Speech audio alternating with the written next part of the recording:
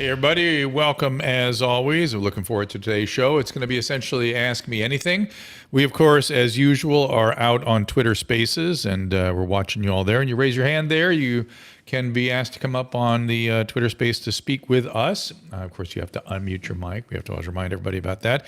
And by coming up, you'll be agreeing to streaming out on multiple platforms. We are out there on Facebook, Twitch, Twitter, Rumble. Though, Mrs. Pinsky, I think Facebook has been encumbering us, have they not? I suspect. So we're a little wondering what's going on over there. But YouTube is very kind to us and reinstated us. And so we hopefully can talk about whatever we wish to talk about. I think we're getting slowed down by Facebook. Yeah. So head on over to Rumble if you want to talk to like 1,300 people. Okay, fair enough. And of course, 500 people over on YouTube. Yeah, we watch the Rumble rants and we watch the restreams as well. And we'll try to catch up with everything today. And whatever sort of on your guys' mind today is all about what you're thinking about. I've got no specific agenda, so let's get into it. Our laws, as it pertains to substances, are draconian and bizarre. The psychopaths start this way. He was an alcoholic because of social media and pornography, PTSD, love addiction, fentanyl and heroin. Ridiculous. I'm a doctor, for sake. Where the hell do you think I learned that? I'm just saying, you go to treatment before you kill people. I am a clinician. I observe things about these chemicals. Let's just deal with what's real. We used to get these calls on Loveline all the time. Educate adolescents and to prevent and to treat. If you have trouble you can't stop and you want to help stop it, I can help. I got a lot to say. I got a lot more to say.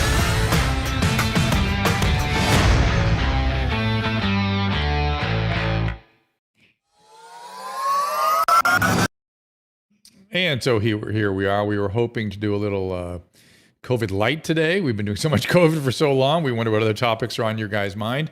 But it is interesting that with President Biden's statement yesterday about the pandemic being over, it's interesting to me how many people are offended by that and want to cling to the porn, the panic porn. And I again, as I said at the closing yesterday, I understand that there's still people dying of this, as there are people dying of many other respiratory viruses and infectious disease pathogens, particularly internationally. And if we're going to focus on equity, we should be putting all that in context.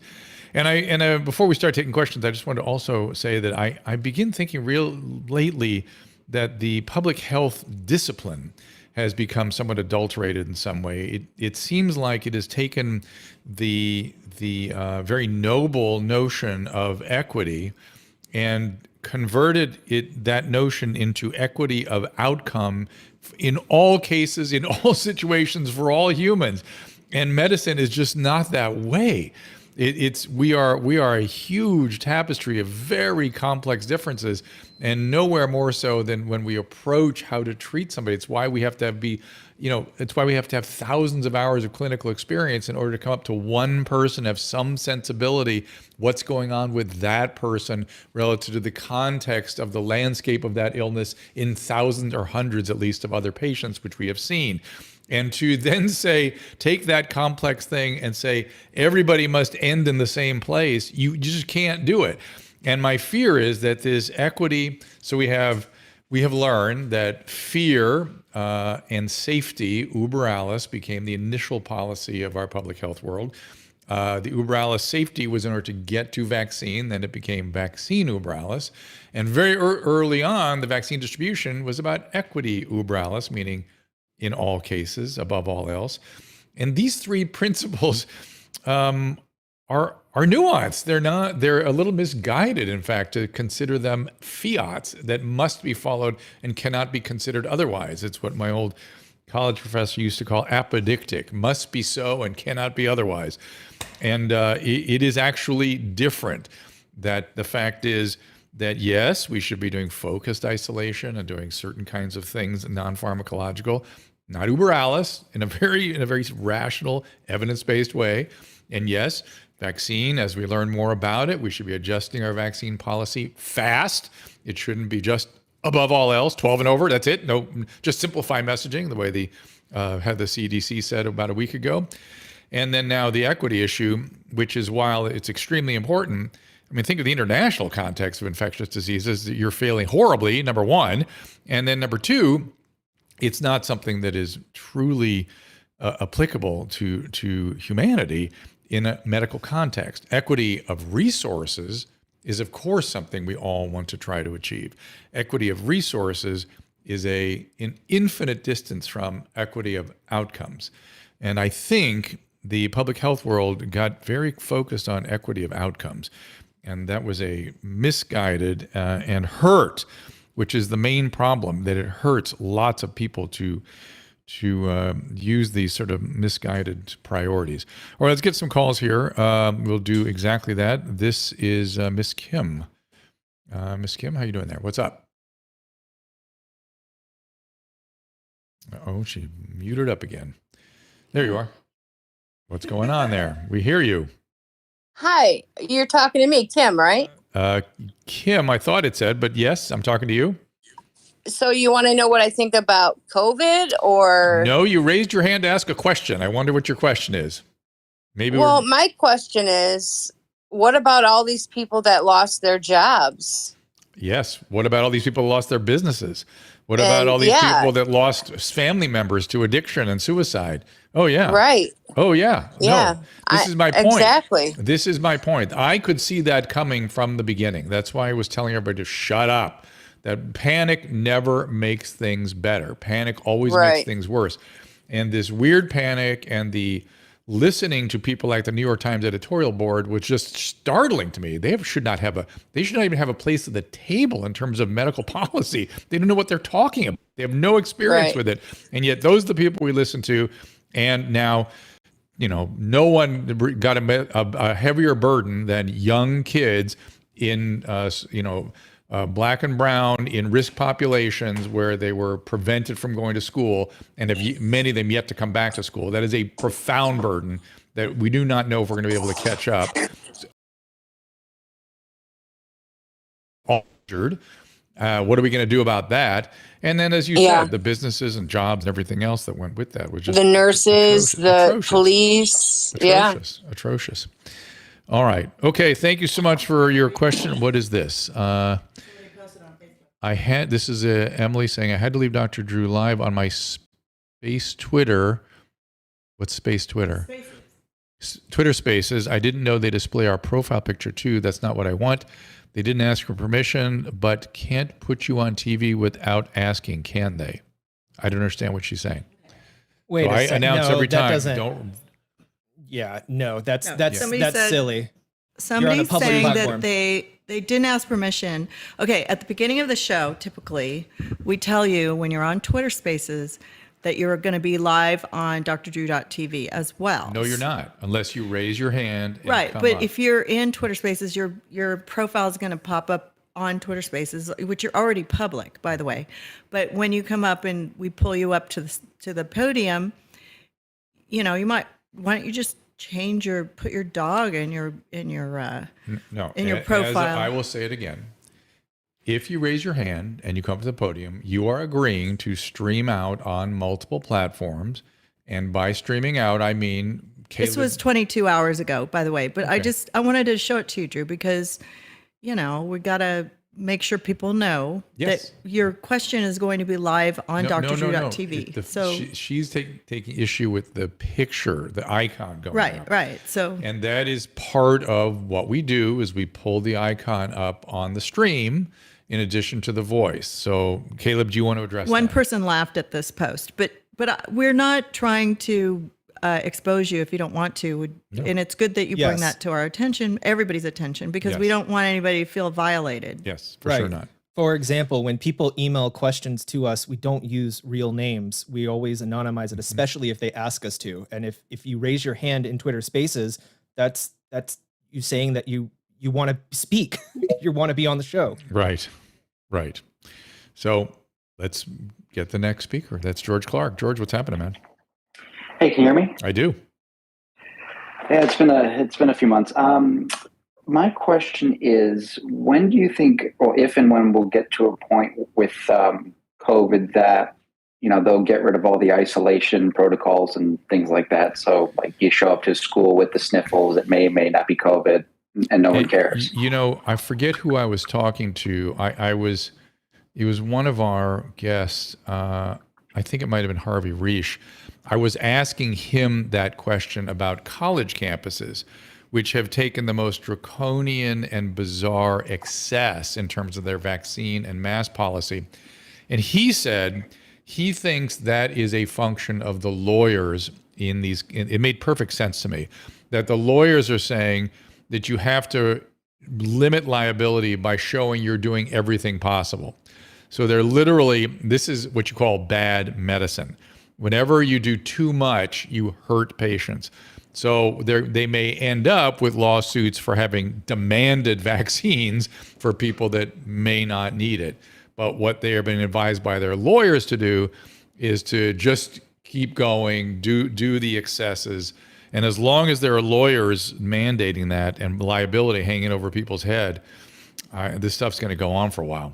It's pathetic, but it's at least I don't feel like they're trying to do something medical.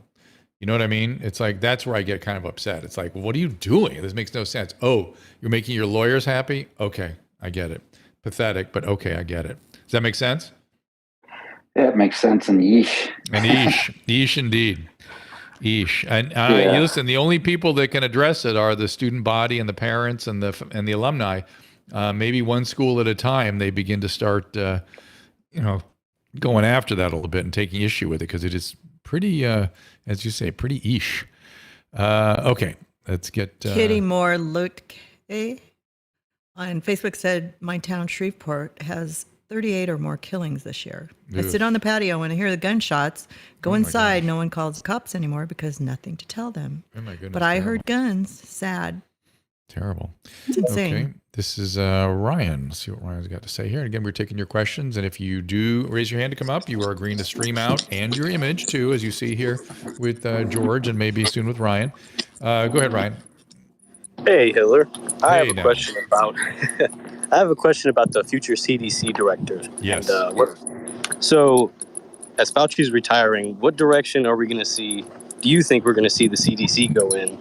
Do you think it'll be more? He's not the CDC. He is the National Institute of Allergy and Immunology.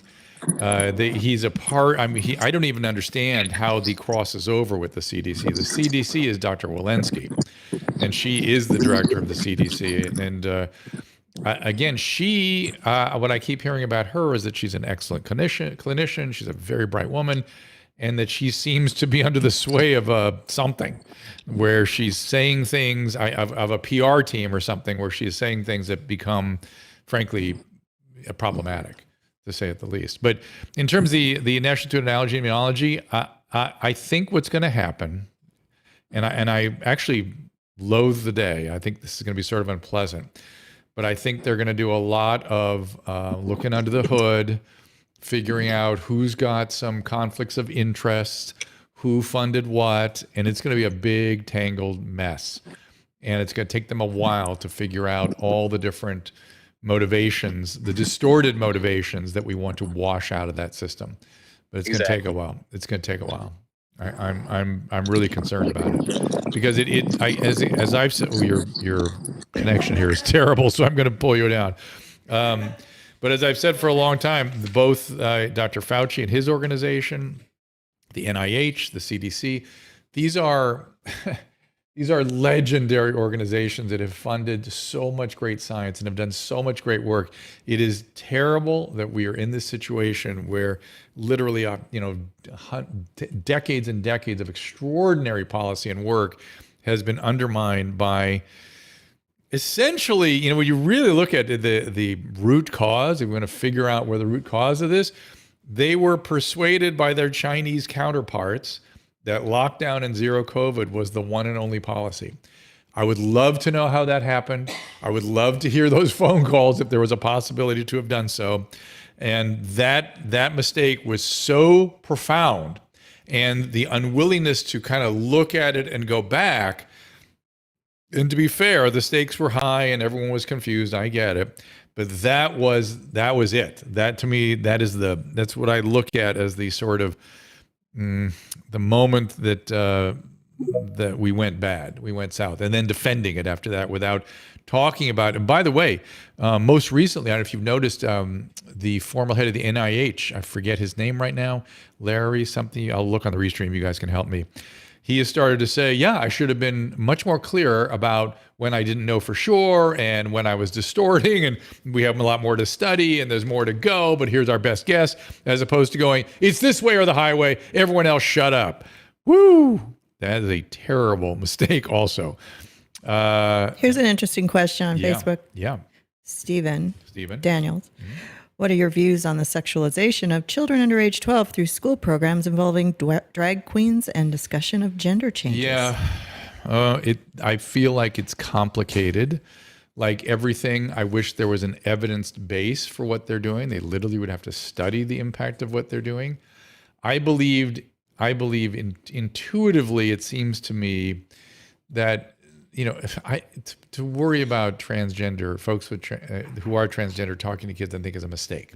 I think the issue is the sexualizing of everything. And that is something that pre-pubertal children don't understand. It can be traumatic, but at the same time, we have kids being exposed to pornography at age 8, 9, and 10, and we don't know what that is doing. So we may need to do something proactive to mitigate the harm that has done.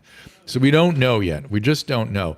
I think generally overwhelming a child's regulatory system with action, with activity, with sensory input that exceeds their regulatory capacity is problematic.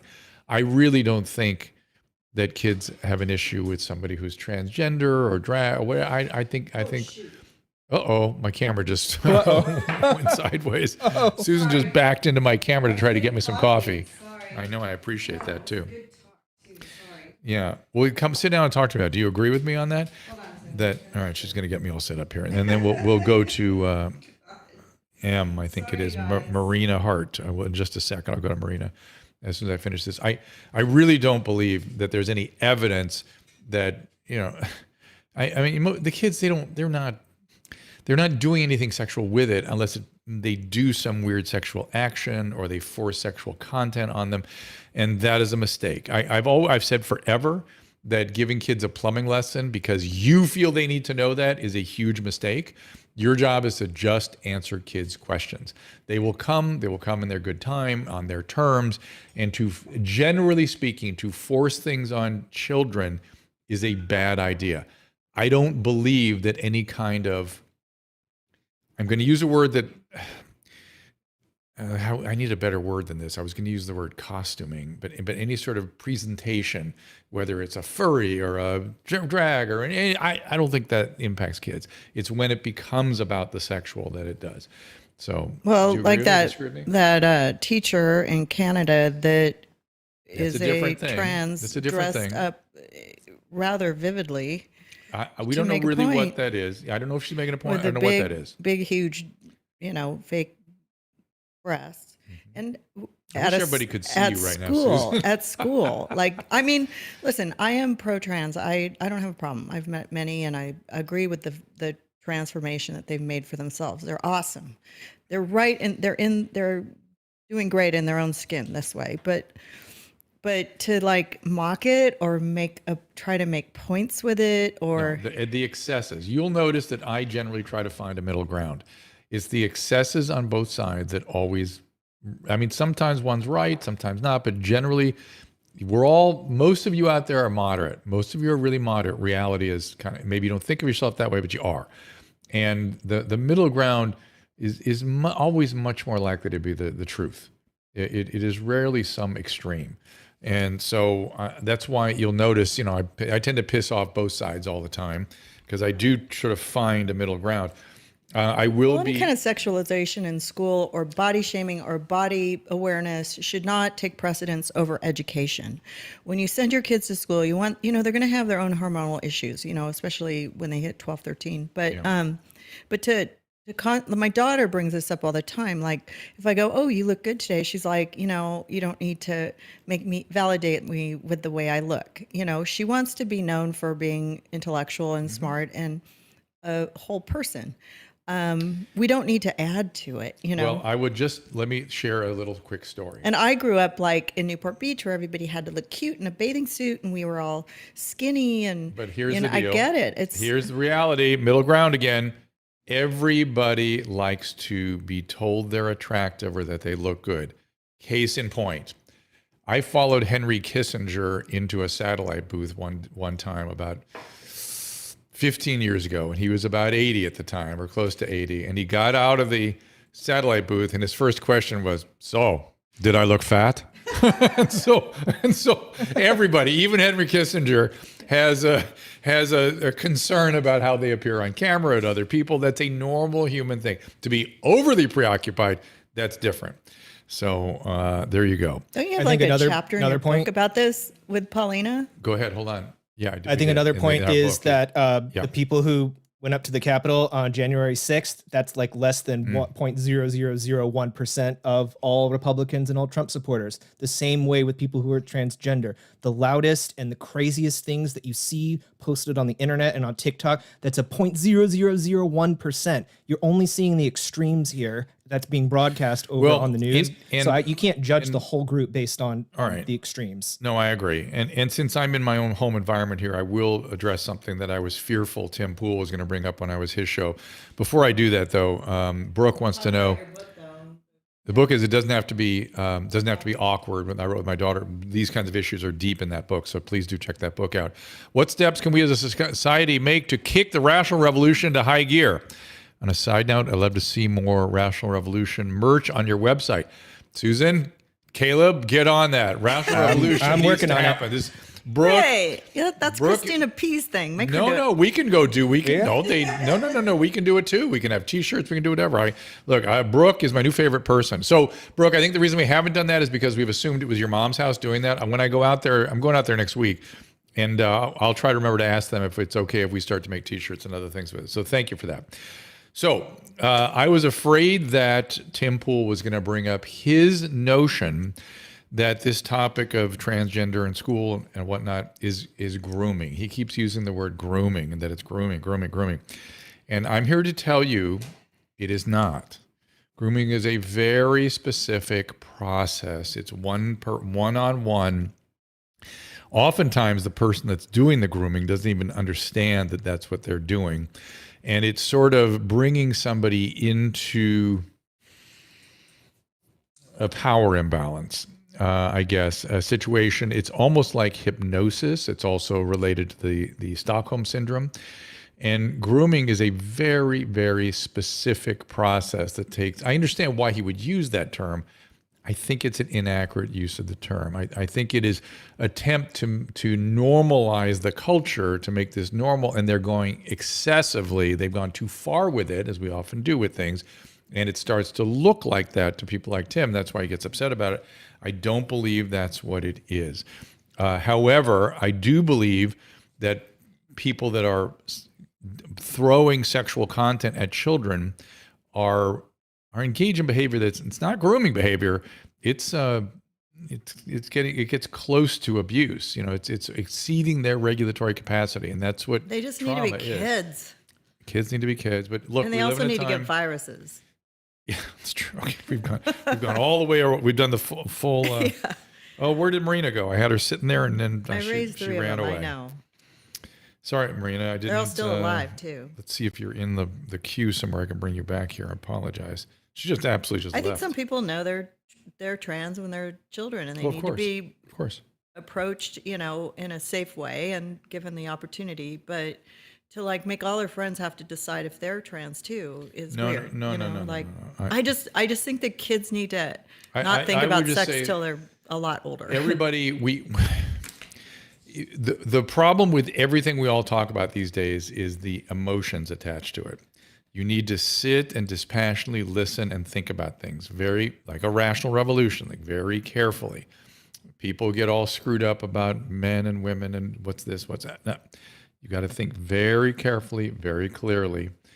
Biology is a real thing. Biology exists. But gender is influenced by biology, but it may be something somewhat separate. And people get very messed up thinking about these things. And I understand it's hard people to think about. Yeah. Dr. Fauci, are you concerned that royalties paid to NIH scientists are not disclosed? Absolutely, I am, Stephen. And that's what we talked about a little bit earlier. That is, if you noticed yesterday in an interview, I think it was yesterday with Rand Paul and Dr. Fauci, he essentially said he doesn't have to tell anybody what the conflicts of interest are, which is anathema to medicine, anathema to everybody else in medicine. So that was sort of startling to me. Let me look at you again on what you guys are talking about. Jay Winkler says Facebook is killing it with the questions today. Oh, good. What do they got?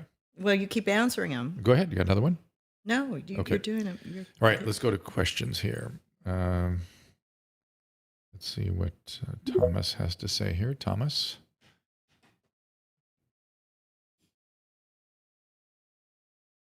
We have lots of hands up, so I'll try to get you guys the best I can. Your friend was in here for a second. Caleb, what's the guy's name? Which one? Oh, shoot. The guy we Rifax talked to guy? the other day. Chris? Yeah. Yes, Chris was in here. Chris Sanchez. Oh, yeah. He was in That's here. nice. He was in here a second ago. Kitty right. Moore Lutke, remember her? Mm-hmm. But then years ago at a cast party, we were watching Rocky Horror Picture Show, and my 10-year-old walked in the room wearing a dress and heels and singing. He's now married with 2 kids. Just thought it would be fun. Scared me. LOL. That was 30 years ago. I remember that Who is show. this? That was like, What you show know, is we this? were all kind of confused by that. Kitty Moore Lutke on Facebook. Kitty? She asked a question yesterday too. Huh. That's pretty cute though. I'm going to bring Nadine up here. Nadine, go ahead.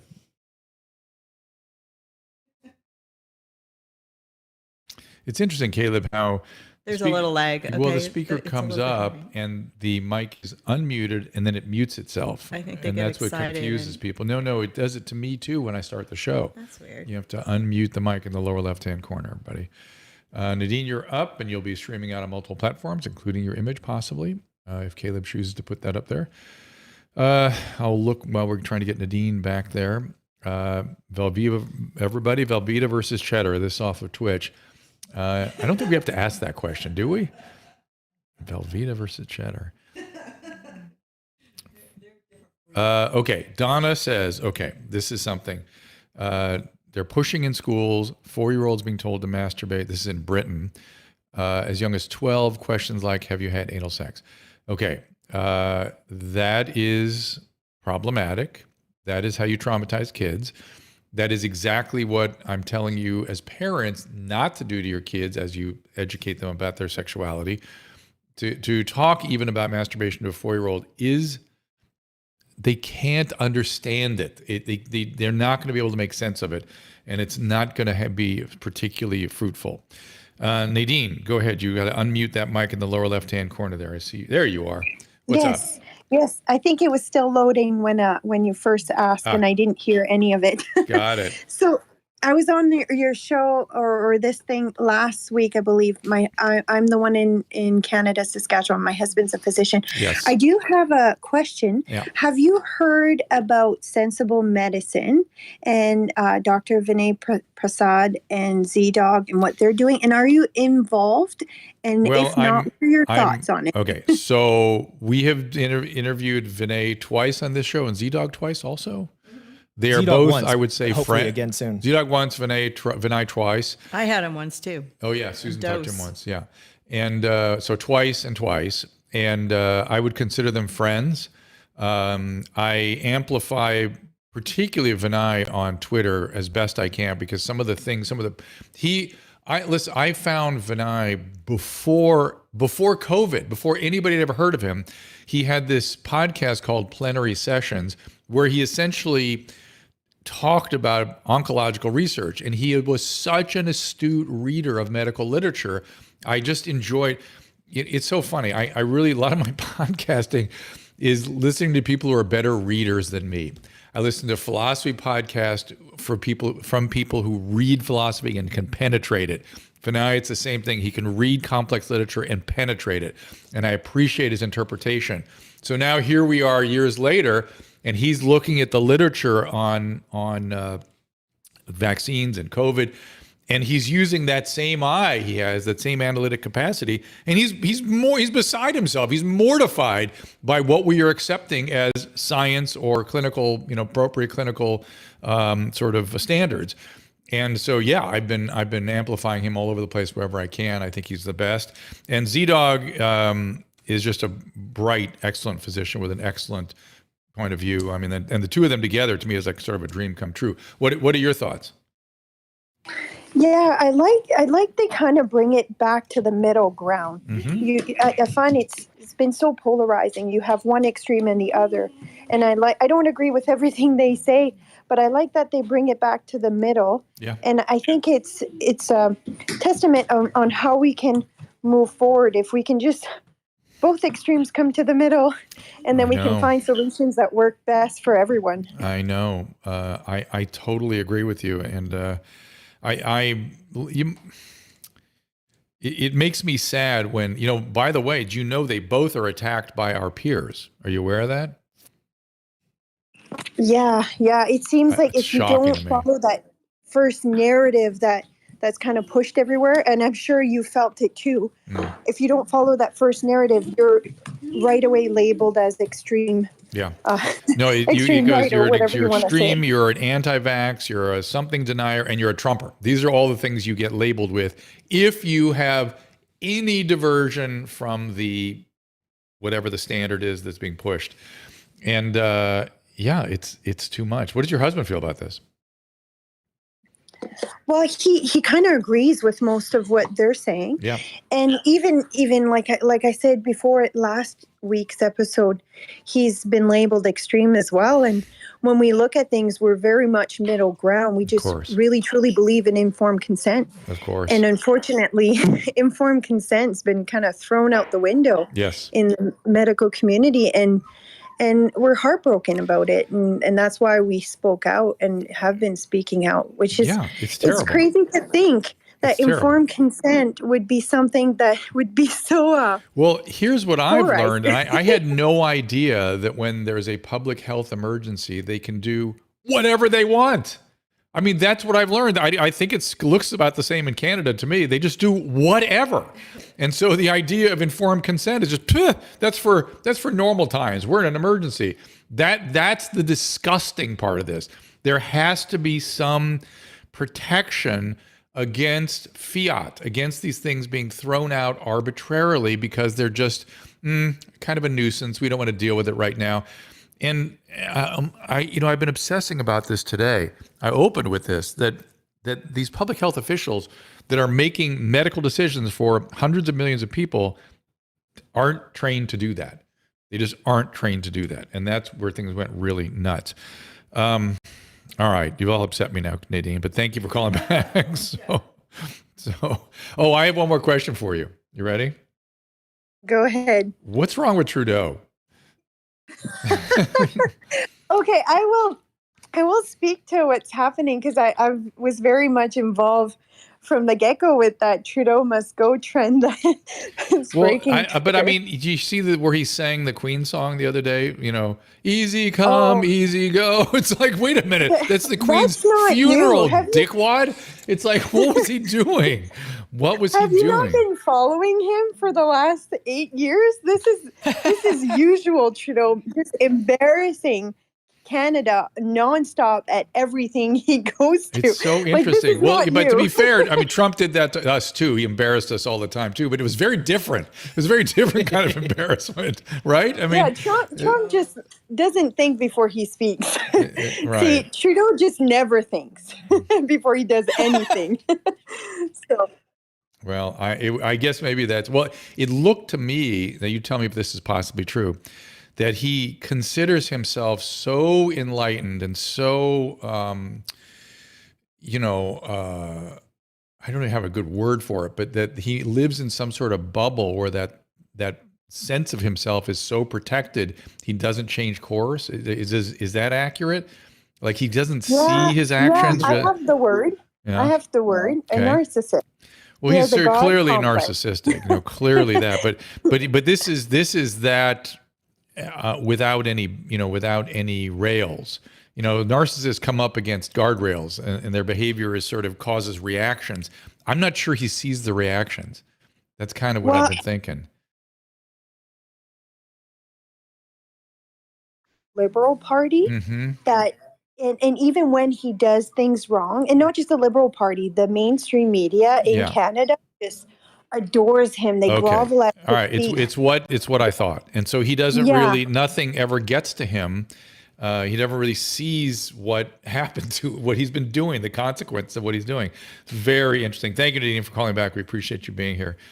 Susan, you're distracting me. Is something wrong?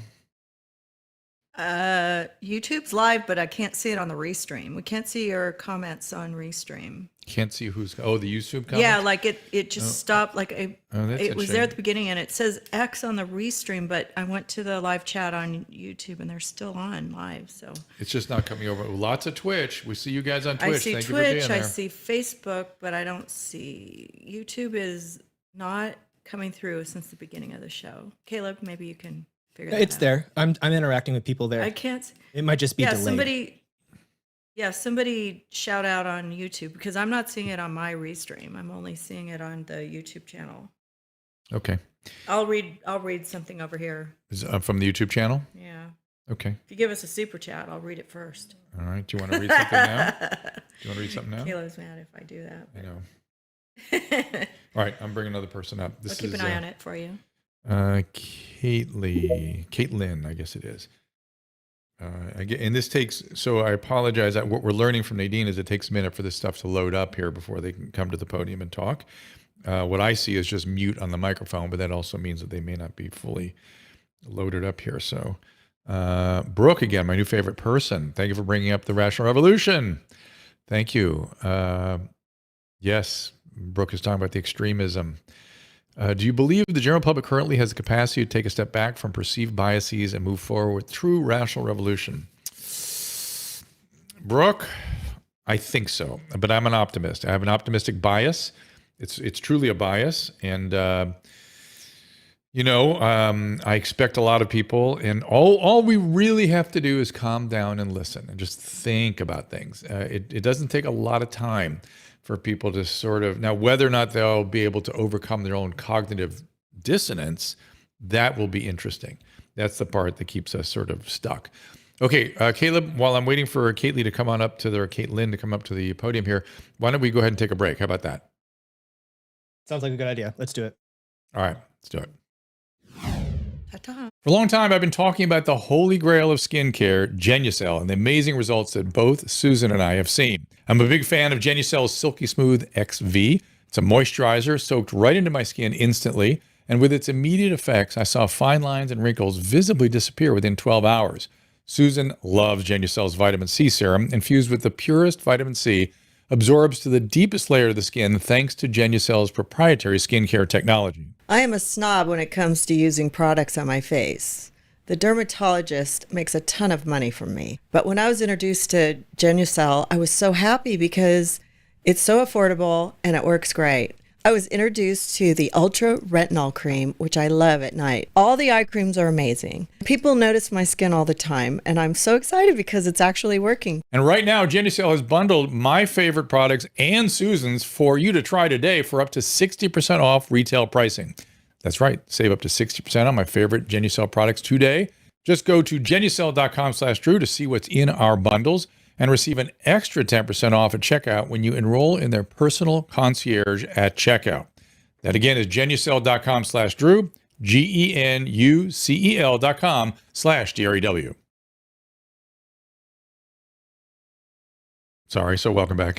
What I'm going to do is, because we're not seeing the YouTube questions on my restream here in front of me, Susan has kindly handed me her phone, so I'm trying to go through the YouTube scroll to look at your guys' questions to see if there's anything in here. I apologize if this is boring, but I do want to get you guys have a chance to be seen here. Maggie disagrees with me. I don't know what she disagrees about. And yeah, go to Rumble, although, yeah, I'll see you there. Okay, well, might as well look on the phone as well on the computer because I can. Insane mandates in Australia. Yep. Aaron, ironic, the same way I've been able to act. I'm not sure what that means. IQAS, do you hear us? We do not hear you. We are now just getting to see your questions. Somebody has a question about Suboxone. Let me see where that was. Shakespeare. Okay, I don't know what you mean, but Shakespeare. Yes, all roles were played by men. That's true. Chuck E. Cheese, I'm not sure what that comment means. All right, does Suboxone affect teeth or gums? in a negative way that could eventually lead to dental issues. Mark, I've not seen that, but I would be, I think you might want to talk to your dentist about that, because anything that causes dry mouth can cause dental caries. So it might be something that is prone to causing dryness in the mouth. I could see that particularly in the higher doses. And I lost Caitlin. She ran away. Let's try Lori. Lori, go ahead. It's funny. I don't know where people run off to when I lose them. I don't know how that works. Hey, Lori. Hi. Hey, now. So I was just wondering if you had seen in the New York Times a couple weeks ago the story about marriage equality for interabled couples and people with disabilities. That story was largely based on the fight that my fiance Mark and I are in with Lori's Law in California and the federal bill HR 6405. Tell us about it. And I'm just wondering. Tell us. I didn't see the article. Tell us all about it. Okay, so Mark and I fell in love. We got engaged to be married. Mm-hmm. And a few months later found out if you are on DAC SSDI, so if your disability starts before the age of 22 and you are on a parent's work record for Social Security Disability Insurance, SSDI, known as a DAC, you can only marry another disabled person. A loophole is someone retired receiving Social Security. That is bizarre. So, what was the intent of that? As usual, bureaucracy, everybody, it's the enemy, but go ahead. What's the intent? Well, so what we understand, and this is going to be uncomfortable for some people, but if you Google eugenics or ugly laws, and you look back to when these disability policies were actually written and the time period back in the 1950s, it all makes a little bit of sense. And the attorneys we are working with at DREDIF, so Claudia Center is the legal director, Aisha Lewis is our lead attorney there as well, let us know that there's a lot of eugenics and a lot of history to this, as the actual first anti-marriage laws were actually eugenics laws. I'm looking at between 1867 and 1974, many so-called ugly laws. So I'm guessing the intent was, if somebody has an early disability, they must be genetically flawed, and we don't want them reproducing. Is that the craziness? Well, yeah, I think that is a large part of the craziness. It's a large part of the craziness. Give me what states are particularly egregious when it pertains to these ugly laws? Do you know? Well, actually, I think San Francisco was one of the. I'm gonna bet it's places that would. It's crazy. Oh my God, what is wrong with us? And that's the thing. Ugh. You know, I thought, oh my gosh, are you kidding me? Here I am, you know, I've met a wonderful man, fell in love, you know, normal stuff. Dr. Drew, I got to tell you, I think that so many people think that the ADA, Americans for Disabilities Act, which is now like 32 years old, give me a little grace if I'm a year or two off, but 30 plus years old now, that it was all about doorways and ramps. And believe me, it seemed to be about that. It's part of it. It is. But what it was truly about, at the heart of it, was inclusion and community and society, and to be a part of societal norms. Of course. So if you leave love and marriage out of the conversation, listen, you really miss the big picture. What is the delay? Why isn't somebody in some legislator raising their hand and going, we have an emergency here, we need to correct this quick, let's just get it over with? Why is that not happening? Asking us, why hasn't that happened? Why hasn't there been? I mean, I hate to bring it up. Well, you know what I like about this? Executive order. Why isn't there somebody saying, hello? Yeah. What I would love would make me super happy, and this is not for you, I just think this is a fantasy, is if we found 4 or 5 of these crazy laws or bureaucratic misconducts that we can all come together to correct. There's things we can all come together on. There's a lot of this stuff. It's the media that's focusing on the stuff that we can't come together on. There's a lot of stuff we can come together on. I am delighted to hear about this. I'm like excited. There's something we can do here that really could affect people's lives. Why they're not doing it, I don't understand. But you have to figure that out. We have fought tooth and nail to get to this point. So our state legislation is SJR 8. It just passed. What state? So California. We are in California. So they jammed through AB 2098, but you guys can't get this one passed. Fantastic. So now you guys HR are 6, California state legislator. We're stuck in committee. Why? What's the problem? We hear that, look, this is just what we're hearing, but we're hearing from the Republican side that they're looking at this as like a disincentive to engage in like full-time work or to keep benefits. And I said, the disincentive to engage for me in full-time work is that I have a severe spinal disorder. I work a regular part-time job. Are you the disabled person or is he? Yes, I am. Yeah. And so they should look into it and then they should quickly respond, because clearly that's going to be bullshit, and clearly. And so off we go. So fine, look into it if that's what you feel you need to do for your due diligence, and off you go. I am so happy you alerted us all to this. I'm sure everybody can stand behind you. Is there a website or something you'd like people to go to? Absolutely. Which is DREDF, Disability Rights Education and Defense Fund.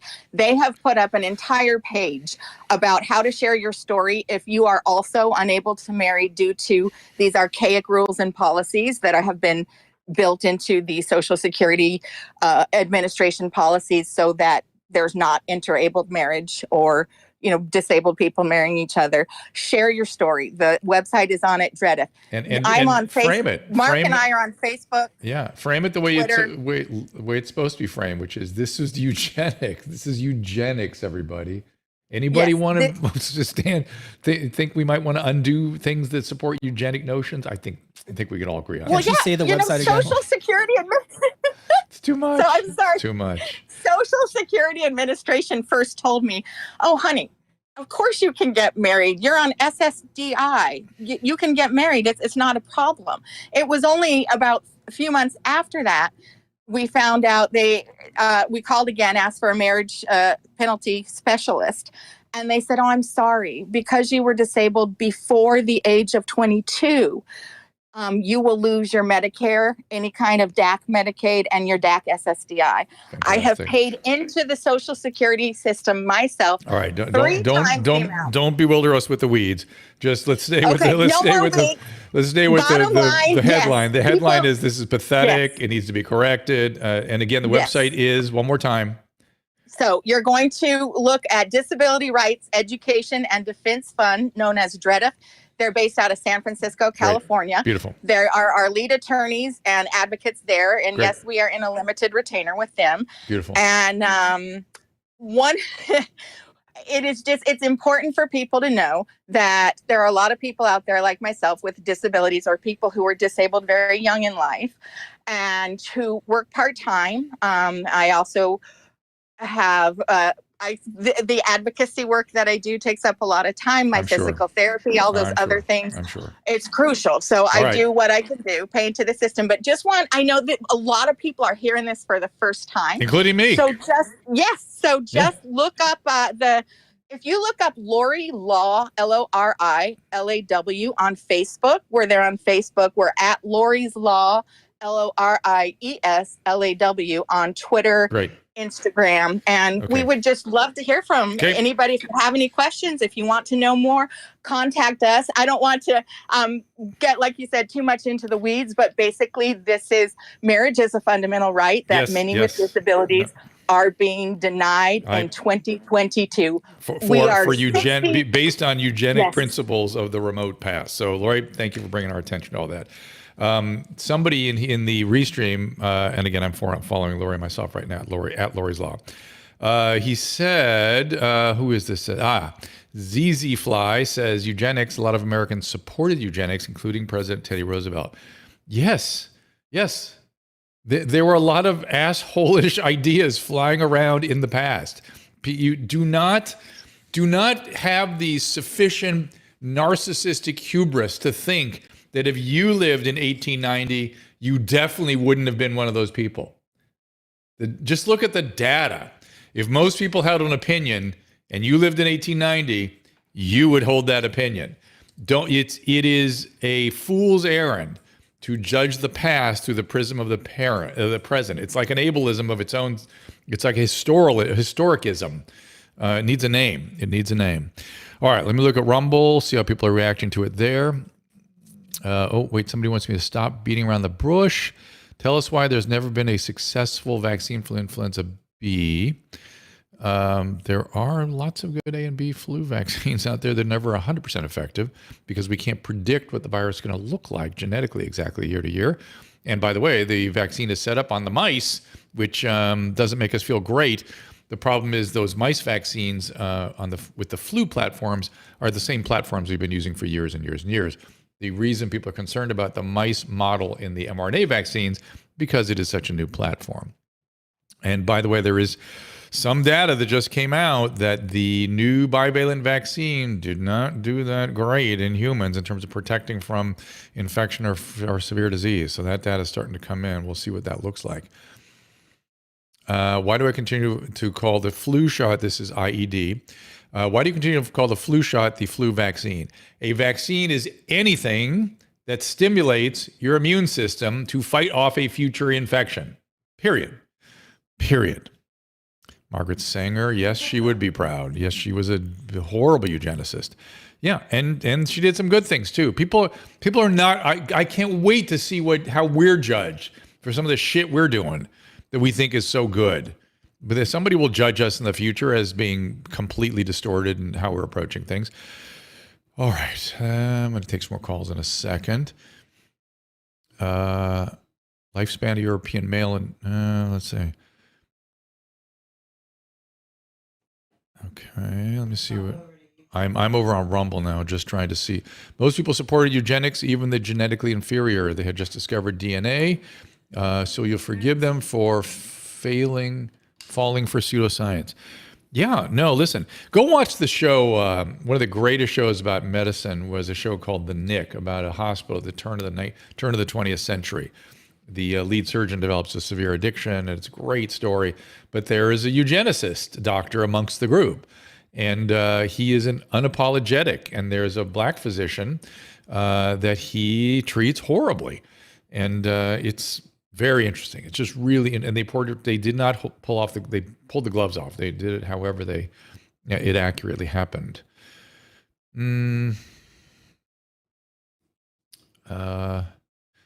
Yeah, let me just say, Kraft Table Biscuit is putting some data up about the history of eugenics. Here is something that is true about genetics. The more there's admixturing of genetic material from farther afield genetic, one of the great mysteries to me is our tribalism. Because as you all know, we've been thinking about the royal families lately, the more you interbreed, the weaker the genetics of the individual offspring. So if you are limited just to a tribe, you're going to end up with some problematic genetic loads. It's why, historically, men have come into tribes and stolen females. That is sort of what has happened. But the reality is, the further we are, the more afield we are genetically from one another, the healthier the kids we produce. So somebody who has some genetic, evolutionary history that is vastly different than your own on a different continent is likely to give you healthy offspring. What do we got here? Red tea. I'm feeling like there is no point of me being in the world anymore. Then the pain of physical and emotional is too much. I do not know what to do.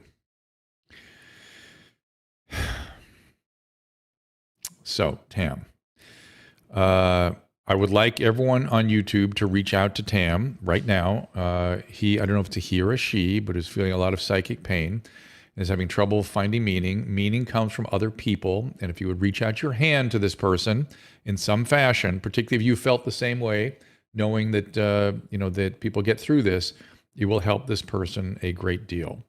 The other thing I will tell you, Tam, is that the worst feelings pass. They always pass. And I understand if you're in psychic pain, one of the aspects of it is it's tolerating it. It seems so endless, but it does get better. It really does. Okay, Aaron's reaching out. Thank you, Aaron. Please, here is Sandy who wants Tam to message her. So do message Sandy. Good. I knew I could rely on you guys.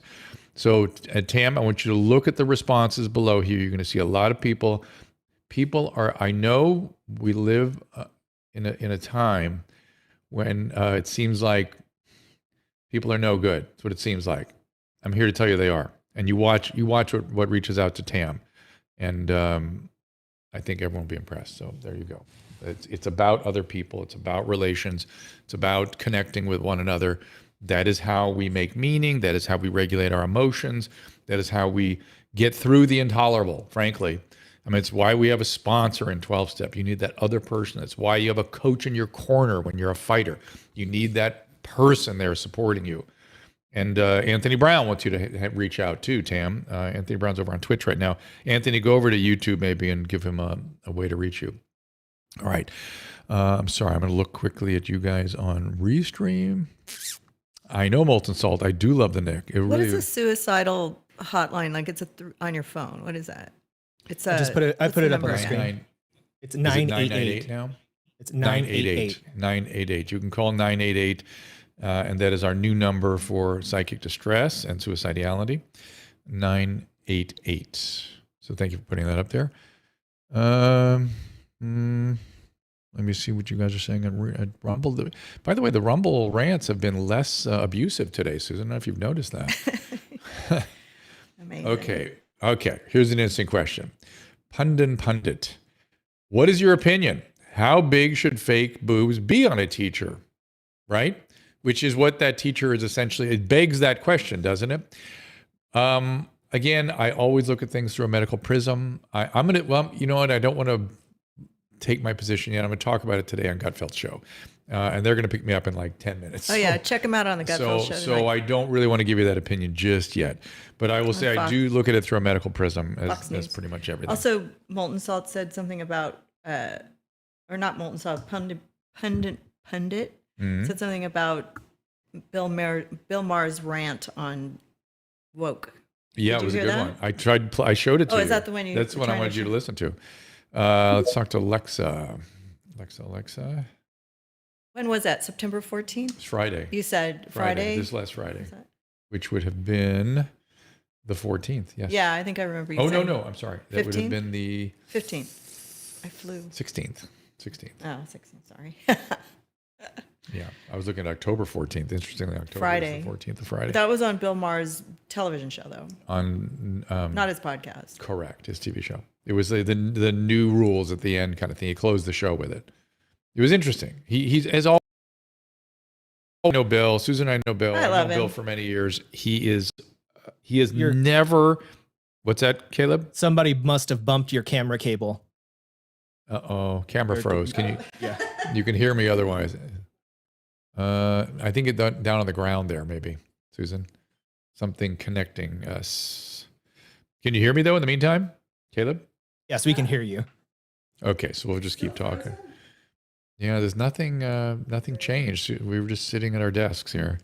Minding our own business. There it is. We're back. Yes? Nope. It's messed up again. It's a loose cable. There you go. Yeah, you're there. No, we're here. We're good for a second, and then it goes away. I'd say it's something on the floor, Susan. Something you stepped on. Because when you walked over there, it's. Is it going now? No. Okay. Give us a second here, guys. Appreciate you waiting. But let me finish my rant about Bill Maher, as I was saying, is that his logic, his analysis of things has, as long as I've known him, been precisely the same. I've known him for, 30 years. And he is part of the rational revolution. He has thought very rationally about things, very carefully. We may not agree, we may not end up at the same place, but it's hard to argue with his argumentation. Susan, something happened in there? Did you come back? Yeah, there we're you back. go. There we are. We're back. Sorry. Casey Gates says Bill is pandering to the right. No. It's always been the way he is. I know it sometimes seems like he's going to one side or the other.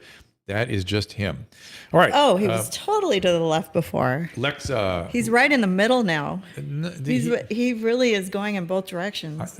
I'm going to tell you, he had some Trump derangement, so to speak. He really didn't like Trump, and so that colored what he was saying for a few years. But I don't know if that was right or left. Lexa, you got to unmute your mic in the lower left-hand corner. I like what Caleb put up. Tech problems expected. Yeah.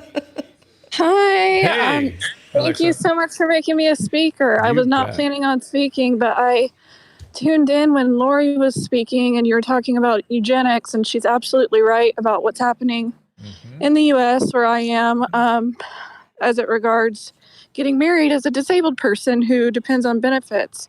And just in that vein, I wanted to bring up, in case anybody wasn't aware what's going on in Canada, I have a disability. And the medical assistance in dying program is what they're calling it. It's definitely a eugenicist program. They're expanding it. I'm not the expert on the matter by any means, but it's really terrible what's happening in Canada. And I think anybody who's concerned with just health in general should pay attention to what's going on there.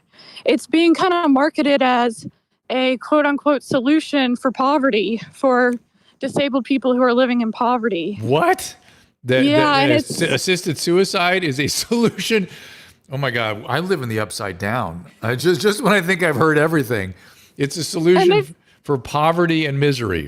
Wow. That's kind of like the new angle that's being taken. And, you know, a lot of the people I talk to on this subject have kind of like a centrist, like, oh, in some cases, you know, and I don't agree with that at all. I think it's a really bad idea. I think if the majority of us are centrist on this issue, what it does is moves Sorry, I have a really bad brain damage. What happened to you? Wait a minute. You sound quite with it. What was the brain damage? Sorry. I have Ehlers-Danlos syndrome. I've had a migraine for a year and 3 months now. Not multiple migraines, one long. So Ehlers-Danlos is this connective tissue disease where your joints are extremely lax and move all over the place and can be quite painful. And it can affect connective tissue in the arteries and things like that too. And that's what she's talking about, I think, with the migraine.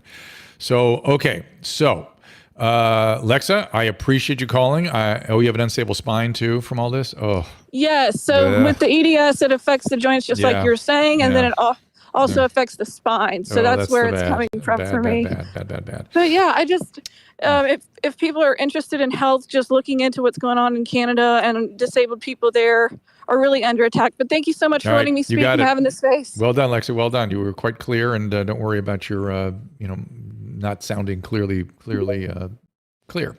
But it is the upside down we're living in, folks. The utopia that is Canada, everybody. There you go. Utopia, I tell you. I don't know, man. The more you leave it to small communities, individuals, and practitioners, the more you bureaucratize things, the more pathetic things get. Logan, I'm putting you up here. You got to unmute that mic. We're going to wrap up pretty soon. Yeah, Logan, go ahead. First of all, I'm such a huge fan, Dr. Drew, since your Loveline days. You and Adam Carolla, massive. Okay, let's get on. Okay. So we're in the midst of like the biggest like UFO, UAP disclosure like in history, right? We're making passing bills in Congress and whatnot. Yeah. And I just wanted to know, what do you think the mental health effect is going to be on the population, on the religious side, the scientific side? You know, if it's disclosed aliens are here, they've been here for a number of years, and so on. I don't know. I will have to give that some thought. I think it could. Maybe that's the problem. Maybe the aliens are beaming us these thoughts into us. They're making us go upside down like this. But I think it could. I don't think it's necessarily obvious how it's going to go. In other words, it could increase the sense of awe and mystery in the world, in the universe, right? It doesn't have to say, oh, we're in a simulation because aliens are here. It could go the other way, you know? So I don't know. What do you think? I think God, for so many of people like me, it already has like done that. I think for a lot of people, especially on UFO Twitter, it's we don't really need disclosure, so to speak, because we already know it's here. Right. But it's for the people that are most skeptical minded, that really need the scientific evidence to back up certain claims and whatnot. I am one of those skeptics, and I'm open, and it'll be interesting if they really do, if there really is something kind of wild that they're disclosing. I understand that world. I've seen it. Joe Rogan obviously is fascinated by it and is letting you guys talk about it all the time. And what's his name? Bob. Caleb, help me. The guy that was supposedly doing research on this cesium. Bob, what is it? No, Bob. No, George. That's a different.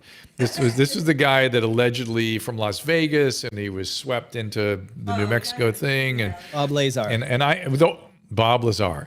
And the one thing I will say about that I would take issue with, and maybe this is me to Logan, and if you can explain this to me, if this is the most significant finding in the history of the world, with the most extraordinary physics ever contemplated by humanity, why do you select just some guy named Bob off the street in Las Vegas to analyze it? Why Bob? Why Bob? Why didn't you go to Caltech? Why didn't you go to Princeton, where they had these could really dismantle this stuff? Why Bob and this other guy? Because I think that was a human experiment that they did on Bob, where they wanted to look at how perhaps other intelligence sources, meaning like other countries, might dismantle our technologies. So they give Bob, who sort of must have met some average physics ability of, say, people in China or something, or of the intelligence agencies in China, and see how they would manage a monumental, impenetrable technological task.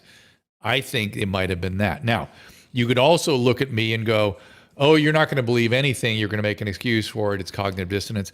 Yeah, no, I'm not. I'm really not having cognitive dissonance. I just try to figure out what might that, if it wasn't an alien craft, what else might Bob have been exposed to? And the main question is, why Bob? Why just some guy with a physics background off the street of Las Vegas? And you, who might experience some cognitive dissonance, might say, because they needed it to be secret and they needed not to expose academia to it. Yeah, but I'm not sure that's a good argument. I'm not sure. Let's see here. When am I getting picked up? Do you know, Susan? Yeah, why Bob? That's my question. Why Bob? Let's see. I think Pete has been on hold here for quite a while. Let's see what Pete wants to do. And then I've got to hustle out of here. Susan, do I not? Is that true? I'm just trying to figure out what time I'm getting picked up. Do you know? I've not really seen that yet, have I? I know you did. Get your mic on to talk to me. I can't quite hear you through. I sent all these things to you. You're supposed to read them when I sent them to you. I did, but I didn't see anything about a pickup. Hey, Pete. Hey, Dr. Drew. Yeah, man. What's up? I'm with you with getting rid of all this COVID talk, and it's just been so long, and it just needs to be done. It's just crazy. Yeah, I know. But I have one question for you. How do you feel about over the counter like testosterone boosters? So, I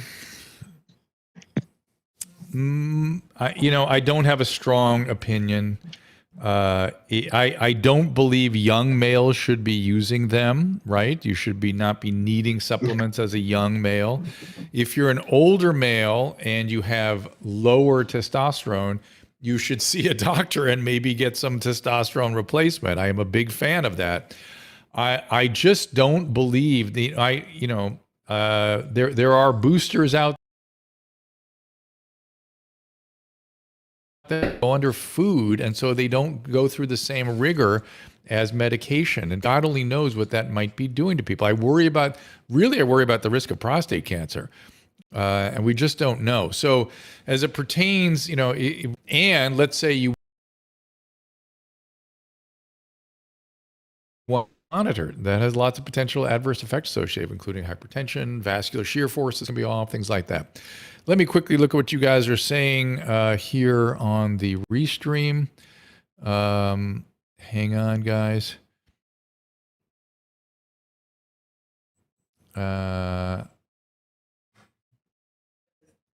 Pickup is 5:15. Okay, thank you. What are we doing here?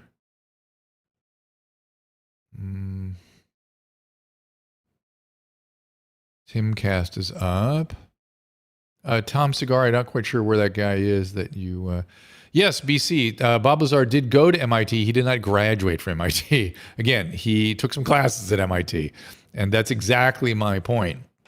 Why they choose that guy. And I believe at the time this was all going down, I think Einstein was still alive. Or if not Einstein, you can go talk to a lot of other guys from that school. That same vintage. They were all around still. Let's see what you're talking about here. Bob is also he's also still alive. I would. You know what he does talks about? I've heard. Listen, Joe Rogan did the most fascinating interview with him. I was absolutely riveted by the interview. Don't get me wrong. He is fascinating. Wow. Yeah, it's a fascinating thing, and it could end up being something. I don't know. Maybe it's something there. I'm not. I think people think that individuals are going to be afraid of this. I don't think fear will necessarily be the reaction. All right, I'm looking now at the Rumble to see what's going on.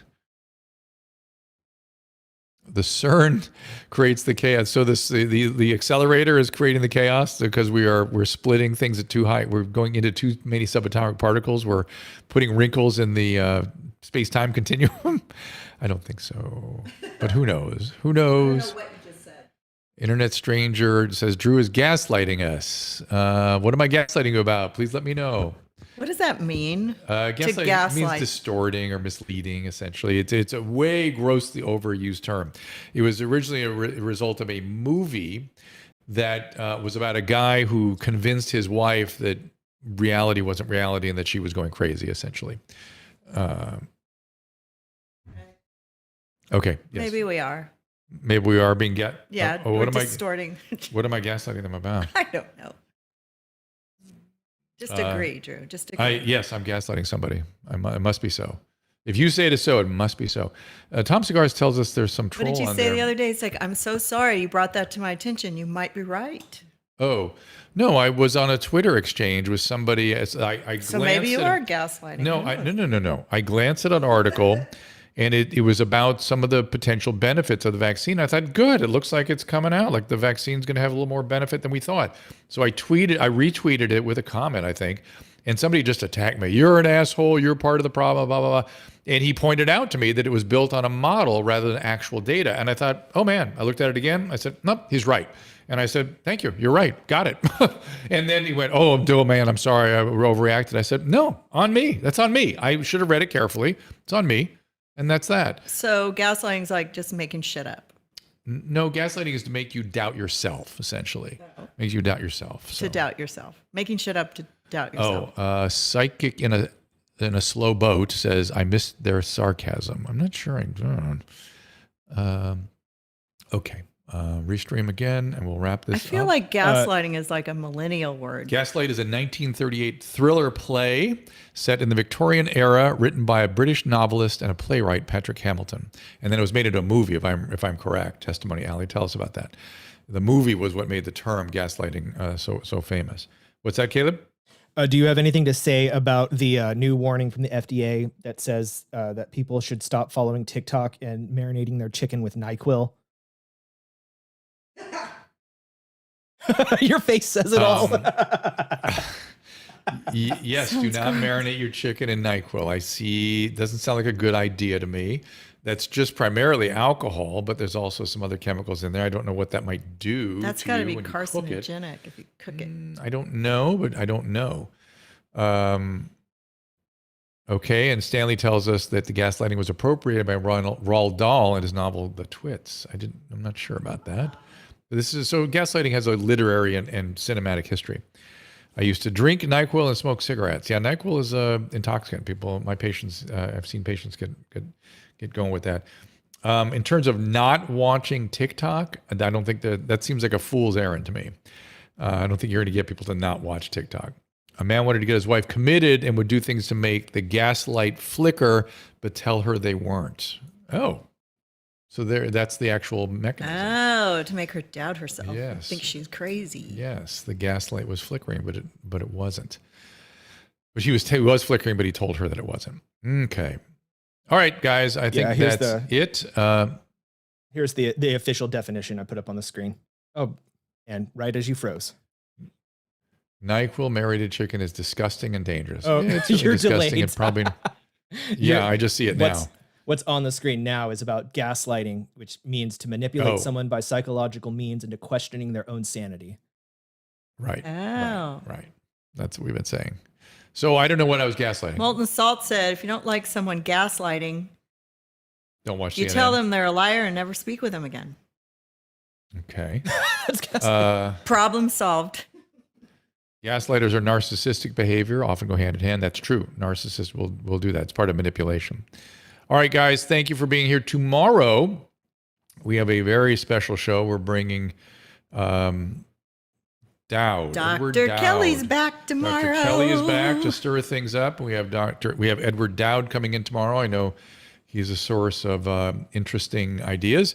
And then we have Dr. Mark McDonald, who wrote a book about, let me find the name of that book, or maybe you can find it, Dr. Mark McDonald, which was essentially about the mass formation psychosis. Let's see, book. And I talked to him once already.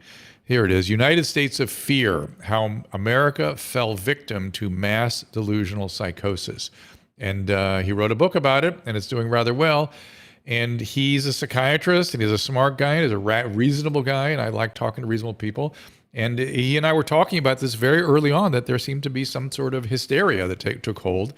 And now he's thought about it a little more. We have that Belgian psychologist, who I also will talk to soon, who created the notion of the criteria for mass formation psychosis and what's required for that to develop. And so I think we'll be talking about that on Thursday. That's just he and I. But tomorrow, Kelly and I will be stirring it up with Edward Dowd. So YouTube is back on the restream at the very end of the show. So interesting. something click back in. If you have any questions over there really quick. Isn't that weird? All right, I will look at the restream for a second. We give those YouTubers one last chance. Okay, I'm looking at you guys. I'm sorry to just be staring at a screen. Well, it takes a minute because they're in a delay. So. I know, but in the meantime, it's just silence here, and I'm trying to. I'm looking at the question. You can see them now. Do you see any questions? Chuck E. Cheese, the movie Gaslight. The husband created a false reality in which he claimed his wife was insane because she had a hereditary condition. He convinced her of a complete alternative reality. Chuck E. Cheese tells us that. Thank you, Kathleen, for thanking us. I loved all the Twitch today. Twitch, you guys have been very alive. They were busy. Yeah, Billy Clinton, if that's really you. Ed Dowd should be an interesting interview. But again, Kelly knows him and has some interesting ideas about his interesting ideas. I saw Rami Yogendra over on Facebook, but I don't know if it's him or not. Okay, It might have been. Dr. Yogendra. He needs to come on our Twitter Spaces and talk to us. Okay. We miss him. Sandy, doctor, take time for morning or just push through work? Sandy. And you can't, what you can't do with morning is you can't delay it, you can't defer it, you can't try to extinguish it. It happens. And when the waves come, let them come. But keeping busy sometimes is not a bad idea. Sometimes a pro surfer friend died yesterday, too young. That's what Sandy said. Yeah, I saw that. I saw the story, and I wondered what that was. There's no autopsy out yet. So whenever somebody dies suddenly, it's such an odd thing that we're seeing so much of. Now, I know it's easy to run to conclusions about COVID and vaccines or God knows what, but we really don't know yet. We just don't know. Okay, that will do that. Thank you all for being here today, and we will see you tomorrow. We'll be at our usual time tomorrow, which is 3 o'clock Pacific, 6 o'clock Eastern. So again, later tomorrow, 3 o'clock Pacific, 6 o'clock Eastern. I always have to think about these time zones we're living in. You have one more mention here from YouTube, testimonially. Okay. Would you please ask Ed Dowd tomorrow about DARPA? Yeah. That's what we're talking about. Don't worry. We will. Why are Munchausen syndrome by proxy cases so hard to get taken seriously and prosecute? Because I think you have to. I don't know the answer to that. We'd have to ask an attorney that. I think because sometimes people assume good faith when parents are dragging kids in thinking they're sick. The idea of Munchausen's by proxy is so bizarre to some people that it. And by the way, sometimes the child is sort of bought into it with the adult, or oftentimes they're, obviously it's the adult's the problem, but the child gets into it. And so these visits become sort of mutually supportive. It's about the boundary more than the Munchausen. So it's a complicated story, not something I have expertise in. Maybe I can ask Mark McDonald about that, or you can too. Again, that will be Thursday, 3:00 Pacific, 6:00 Eastern, and we will see you tomorrow with last comment from Al Bundy. Okay. Gaslighting is when you get a lighter and some beans. Gaslighting. Thank you, Ed Bundy. Midge, yeah, the adult, I don't know if the adult knows, but the adult is in the situation of caretaker, and so it's a violation of that basic privilege / sacred responsibility, and as such, the adult is responsible. They may not know what they're doing because it is a deeply psychological process, but they are still responsible, particularly if somebody raises it to them and they reject it. That's when it starts to become, I think you may have to actually have that happen to have a legal issue where people go, hey, I think there's a problem here. Let's bring you in. Because at first you would not blame the adult. You'd go, hey, there's a problem here between the two of you. We got to take a good look at this psychiatrically. And if the adult runs, it's much like if an alcoholic refuses treatment and then goes out drunk and kills somebody. That's when it's too late now. Now it's the legal system. All right, everybody. Thank you so much. We will see you tomorrow at 3:00 Pacific. Ask Dr. Drew is produced by Caleb Nation and Susan Pinsky. As a reminder, the discussions here are not a substitute for medical care, diagnosis, or treatment. This show is intended for educational and informational purposes only. I am a licensed physician, but I am not a replacement for your personal doctor, and I am not practicing medicine here. Always remember that our understanding of medicine and science is constantly evolving. Though my opinion is based on the information that is available to me today, some of the contents of this show could be outdated in the future. Be sure to check with trusted resources in case any of the information has been updated since this was published. If you or someone you know is in immediate danger, don't call me, call 911. If you're feeling hopeless or suicidal, call the National Suicide Prevention Lifeline at 800-273-8255. You can find more of my recommended organizations and helpful resources at drdrew.com/help. Do the Kill Tony fans know this about you? I talked about it a bit on Tom and Christina's podcast. Not much anywhere else, though. But it sort of became, when I first met Tom and Christina and did their podcast, because I don't listen to other people's podcasts. For some reason, I thought Your Mom's House had something to do with, like, all right, I'll talk about my mom a little bit. I swear to God, this is true. I don't even think I ever told them that, because I realized soon after, like, oh, this show has nothing to do with moms.